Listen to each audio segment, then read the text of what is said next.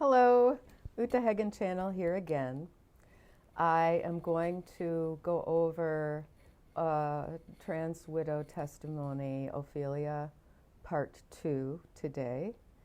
And I'm also going to take note of my very special wall of reclaimed barn boards. I am sitting in a chair now because it does go all the way up to the ceiling as of this afternoon. My renovator was here, and I'm going to start off by talking about the Scandinavian word in Swedish, Norwegian, and Danish that I think it comes from Old Norse.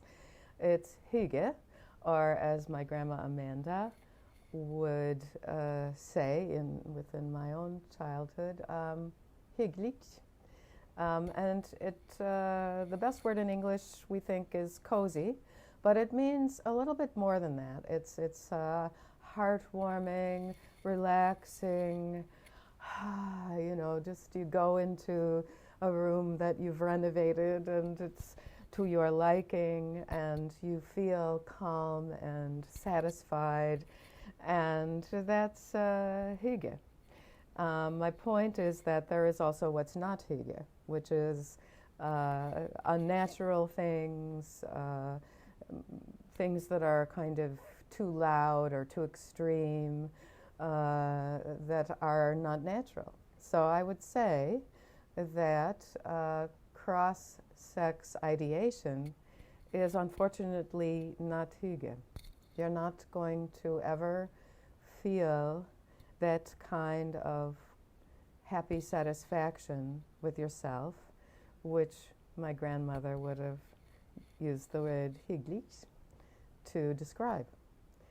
And so that's a reality. That's a reality. That those affirming therapists, they don't understand hygge.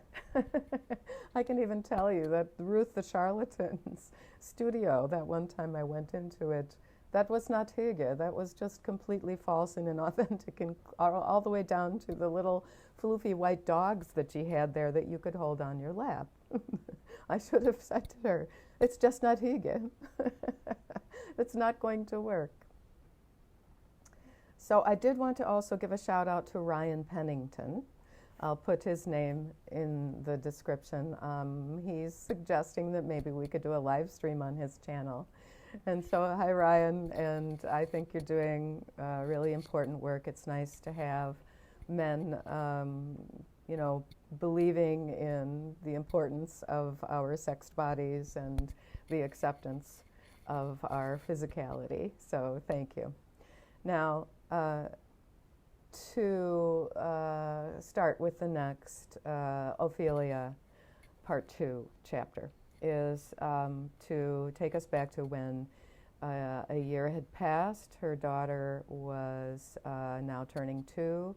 She was having a hard time with her life with her mother, and she was getting a lot of pressure from her then husband Xavier, who was going through what he called transition. And he was also working on his PhD, and they weren't in the divorce process. They were still married. And I think she was starting to have almost unconscious worries about how much student debt there was going to be. And,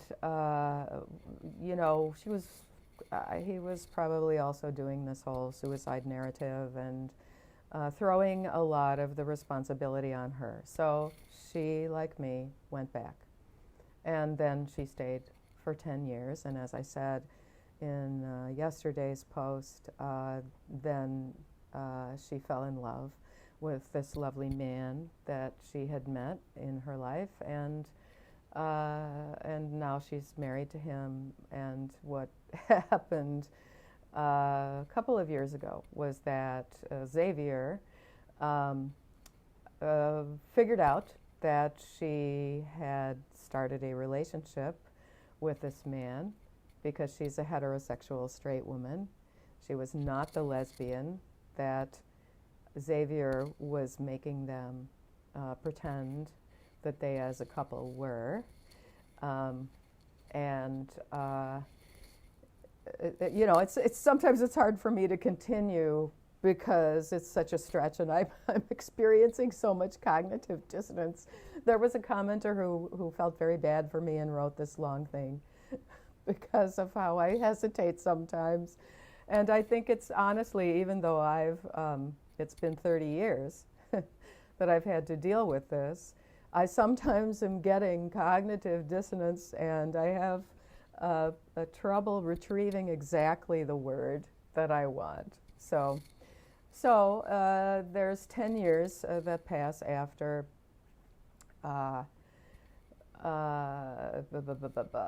Ophelia came back and was pretending to be a lesbian together with her now ex-husband, whom I call Xavier, who had taken a female name and was doing this business of saying he's a female and he's also a mother. He got called Mama Xavier, and Ophelia got called Mama Ophelia, so that's already mother erasure. And she didn't get to be the one initiating the divorce because Xavier sued her for divorce on the grounds of infidelity. Anyway, yeah. So, and the daughter, this is really sort of the main point of part 2, is that the daughter is now maybe approaching puberty. She's maybe 12, something like that, and they sit down and tell her that now there's going to be 2 households. Ophelia got pressured into agreeing to joint custody and an every other week visitation schedule, which in my opinion is much too much time, with her psychiatrically ill father. There's even a third part of this story where he invites a so-called foster trans late teens into his household, and the daughter is there every other week. Just not a good combination, but that's jumping ahead.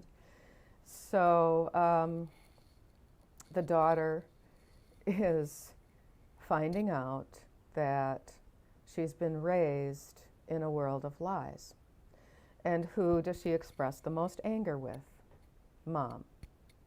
She knows who her mother is, who carried her and gave birth to her, but she's been taught that she has another mom. And she felt, you know, comfortable in the lesbian community and stuff that they were socializing in. And now it's almost like she's having that coolness taken away from her, that she's no longer the child of 2 lesbians. She's the child of a man and a woman, but the man claims to have a female persona. And that's what I've decided to use as the term. This man ideates a female persona.